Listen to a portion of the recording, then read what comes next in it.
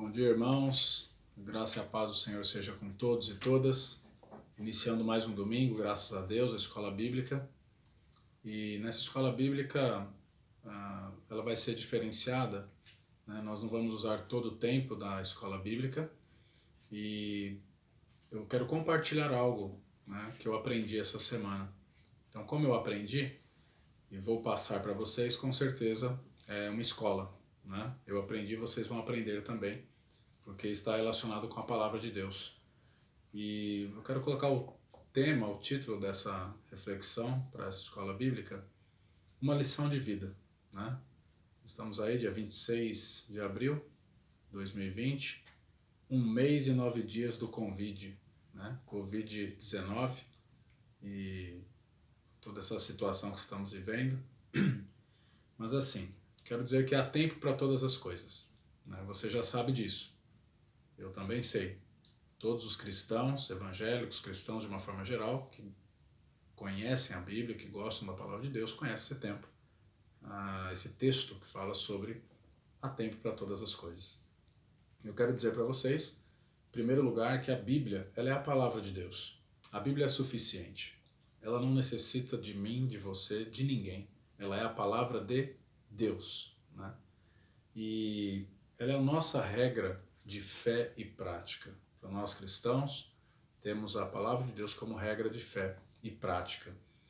E eu costumo dizer, ilustrar, que a palavra de Deus é como um manual de vida, né? Ela é um manual de vida. Se nós usarmos um smartphone, um celular, um computador, enfim, um manual vem em todas as coisas que a gente compra, geralmente todas as coisas. Um carro, um eletrodoméstico, eletrônico, enfim. O objetivo do manual é instruir o usuário para que ele possa fazer bom uso, né, daquele produto que ele adquiriu e tirar dali o proveito que ele investiu e trazer daquele produto as suas vantagens e os seus benefícios. 2 riscos, pelo menos, que um usuário corre se ele não seguir o manual. Primeiro, é de não usufruir de todas as vantagens e benefícios que esse produto lhe confere. E o segundo risco, que é mais grave, é de, por não consultar o manual, usar erradamente e perder esse aparelho ou esse objeto, né? Usar errado, por exemplo, um eletrodoméstico, eletrônico, um celular, e usar numa voltagem diferente, por exemplo, é 110 e você usa no 220, vai perder o seu aparelho. Então, o que eu quero dizer com isso? A palavra de Deus, é lógico que não dá para comparar a palavra de Deus a esse exemplo que eu dei, ele é muito fraco, muito pobre, mas para nós ele alcança. E justamente, quando nós não seguimos a palavra de Deus, ela sendo como um manual de vida, pode ter certeza que nós vamos deixar de adquirir as vantagens e os benefícios para nossas vidas. E se nós não usarmos essa palavra, esse manual, não seguirmos à risca esse manual, nós corremos o risco pior, né, que é o segundo caso, que é de perder. Muito pior do que perder um carro, perder um eletrodoméstico, eletrônico, um celular, enfim, é perder a própria vida. Então, quero deixar essa introdução inicial sobre a palavra de Deus e baseando isso, né, em tantos textos que a própria palavra de Deus se refere, ela diz dela mesma, como por exemplo o Salmo 119, 105, que nós conhecemos, que a palavra de Deus ela é lâmpada para os nossos pés, ela é luz para o nosso caminho. Quem anda na luz tem lâmpada, tem claridade, por exemplo, se andar à noite, não vai tropeçar. Agora, você andar no escuro, sem lâmpada, sem luz, com certeza corremos muito risco, e até o risco de morrer. Mateus 24, 35, Jesus falou que passarão os céus, passarão a terra, né? Passará os céus e a terra, mas as minhas palavras não passarão, disse Jesus. E de fato tem passado o céu, tem passado a terra, e a palavra de Jesus continua viva, continua eficaz. E justamente viva e eficaz é o próximo texto que eu quero lembrar você, Hebreus 4:12. Nos diz que a palavra de Deus ela é viva e eficaz. Eficaz quer dizer que ela produz resultado. E quando diz que a palavra de Deus é viva, quer dizer que ela está viva. Todos os dias ela vive. Todas as noites ela vive. Porque Deus vive e a sua palavra vive, não é? Então a palavra de Deus ela é viva, ela é eficaz, ela produz resultado e ela é capaz, ela tem capacidade, por vir de Deus, de separar juntas medulas, a alma do espírito, os pensamentos, o mais profundo do sentimento do ser humano, ela tem capacidade de ir e fazer divisão, a palavra de Deus. Então, sendo assim, eu quero ler com vocês um trecho da palavra de Deus que se encontra em Eclesiastes 3. Há tempo para todas as coisas. Diz assim a palavra de Deus. Eu estou lendo na Almeida Revista Atualizada.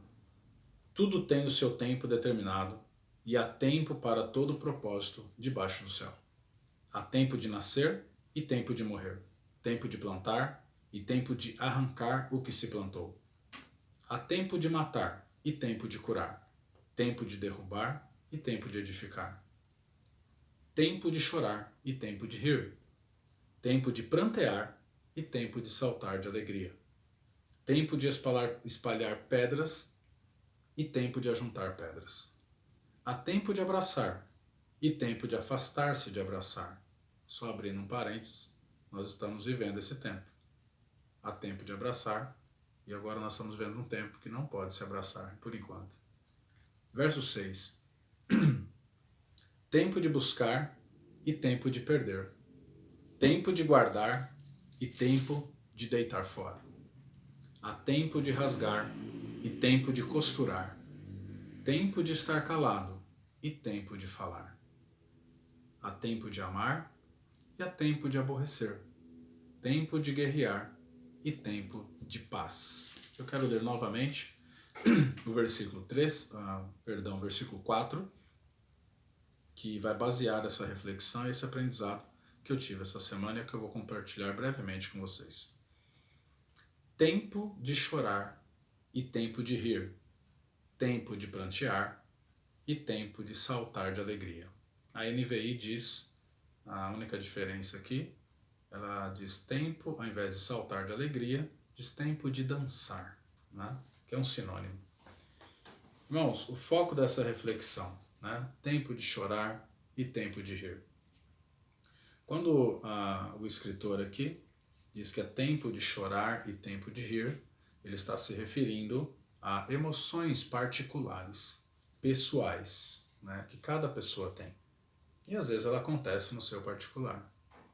Quem de nós nunca chorou, né? Dizem que o travesseiro é um bom conselheiro, né? Ou conhece bem as lágrimas, né? Então todos nós choramos, né? Há tempo de chorar e também há tempo de sorrir. Às vezes a gente ri sozinho, né? É uma expressão, estou rindo à toa. E às vezes a gente está andando, a gente vê pessoas na rua andando, às vezes nós mesmos lembramos de alguma coisa e começamos a rir sozinho. Há tempo de chorar e tempo de sorrir. E essas são emoções particulares, pessoais, né, que nós temos. Quando ele diz no mesmo verso que há tempo de prantear e tempo de pular de alegria ou de dançar, está falando sobre emoções públicas, né, muito provavelmente utilizado no tempo, como era comum, até no tempo de Jesus também, bastante tempo depois. Mas havia, por exemplo, as pranteadeiras, né, as carpideiras, aquelas mulheres que eram contratadas para seguir ali os féretros, né, os caixões, os sepultamentos, e elas eram contratadas para chorar, né? Eram pagas para chorar e lamentar, para criar, né, dentro daquele contexto a situação do pranto, da tristeza, da perda. Então, nós temos aqui emoções particulares e emoções públicas, né?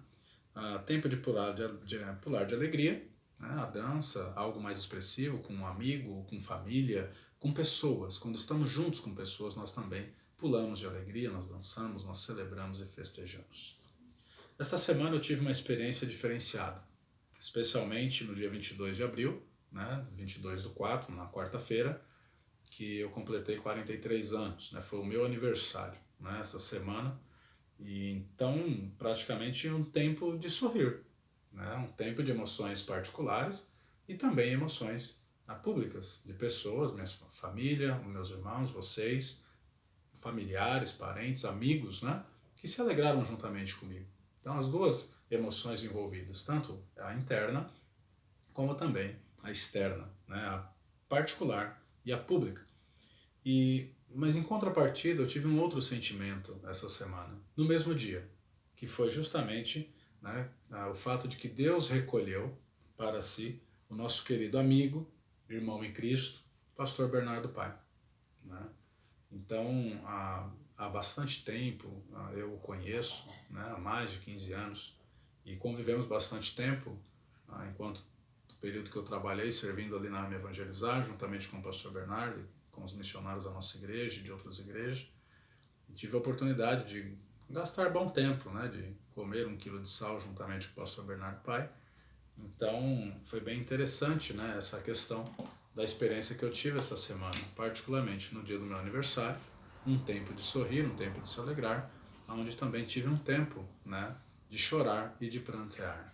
Então, quando se fala do aniversário, mais um ano de vida, um ano de gratidão, felicitações, né, como mencionei, amigos, familiares, né, alegria, uma mistura do riso, né, com o pular de alegria, uma mistura de algo pessoal, particular, com algo público das pessoas. Contrapartida, um velório, né, um momento de despedida, onde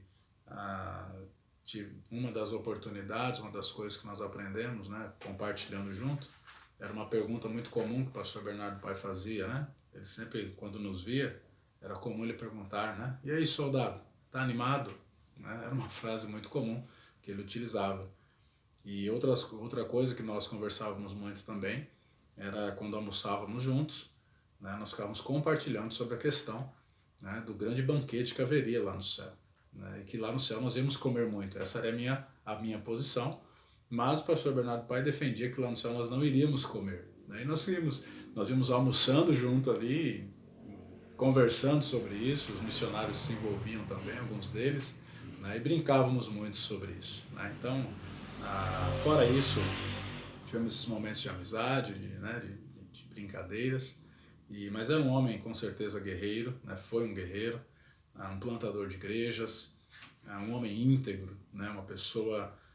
enfim, um cristão que dava gosto de estar junto. Né? Era prazeroso estar juntamente com o pastor Bernardo Pai. Né? E há muitos cristãos assim também. Então, houve a mistura do choro, né? A minha questão particular, uma questão do pranto público, né? Quando estávamos no velório, as pessoas chorando, se despedindo. Né? Então, houve para mim, essa semana, eu vivi os dois momentos, né? Os dois tempos, as duas situações essa semana, e foi bem interessante para mim, né? Foi interessante e eu aprendi com isso.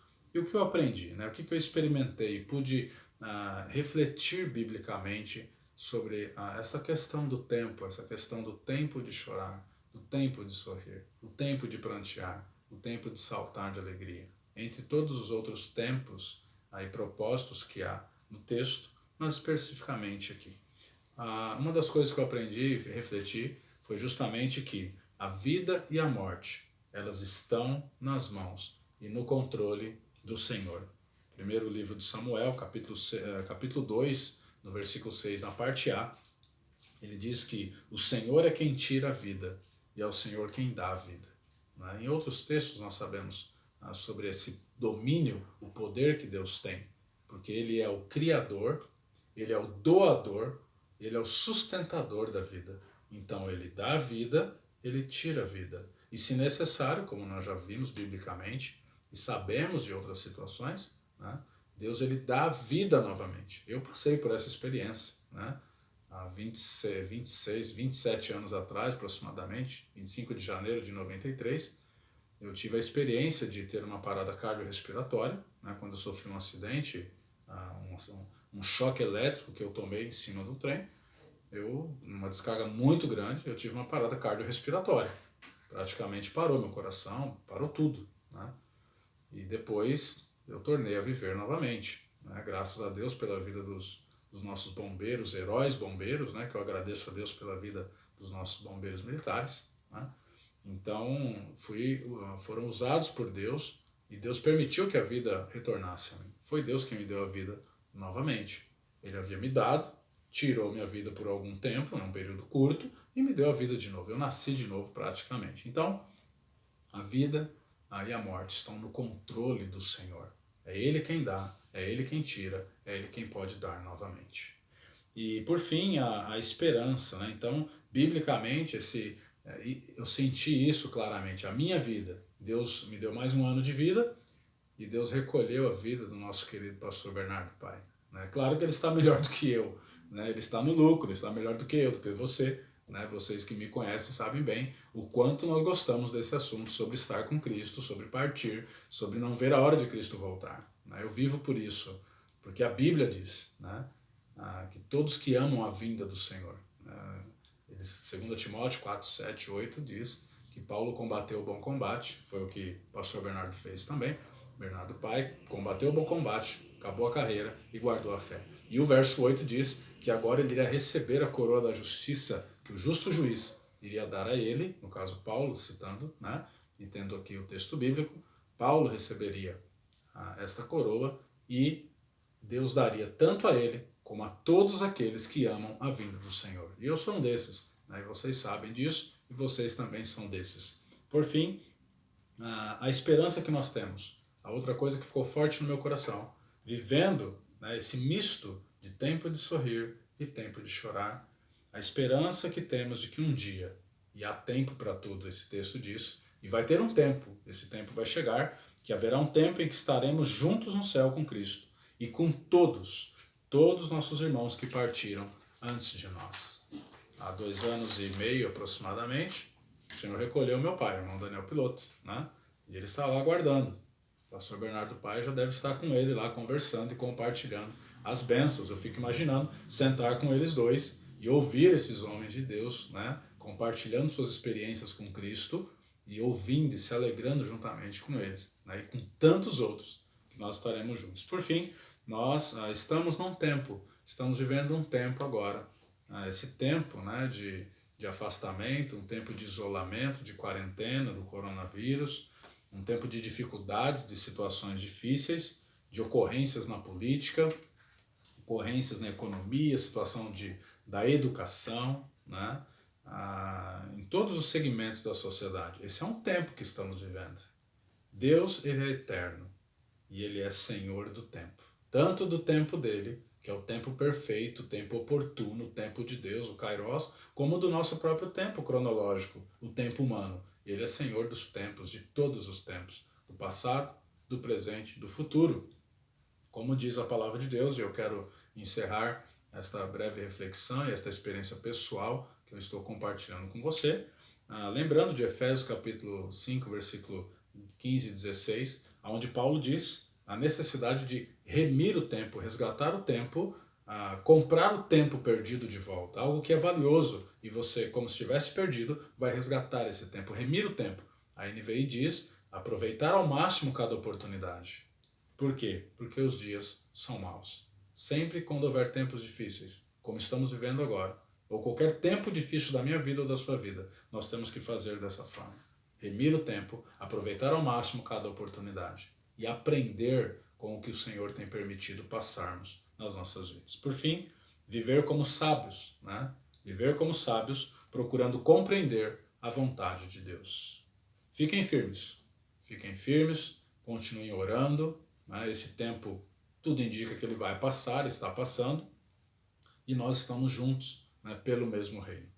Até que Deus resolva trazer o seu tempo oportuno e nos levar para as moradas eternas, né, para Jerusalém celestial. Ansiamos por esse tempo e estamos aguardando esse tempo. Que Deus abençoe a sua vida, que você tenha um domingo abençoado pelo Senhor e até mais tarde, né, no culto da noite, onde estaremos juntos também, louvando e exaltando ao Senhor. Que Deus abençoe a minha vida, a sua vida, em nome de Jesus.